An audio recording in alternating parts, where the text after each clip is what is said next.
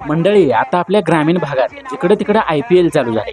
KPL, WPL, NPL, दिवसभर cricket खेळायचं आणि ढीगभर पैसा खर्च करायचा. टी शर्ट छापायची, मोठ्या मोठ्या ट्रॉफ्या, बक्षिसं, खर्च वारेमाप.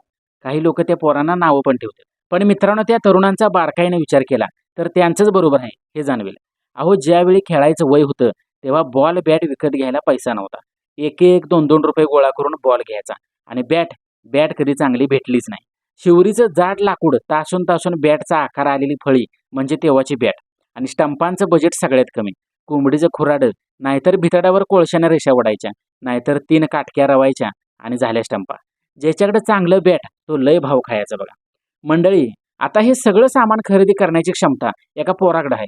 पण खेळायला मित्र मित्र जमवायचे म्हणजे महाकठीण. जो तो आपापल्या कामात, कुटुंबात आणि जबाबदारीत व्यस्त आहे. मग गावच्या यात्रेच्या निमित्तानं गावाकडे सगळी पोरं गोळा होतात आणि त्या संधीचा फायदा घेऊन जुने दिवस पुन्हा मन मोकळेपणानं जगायला, खेळायला भेटतात.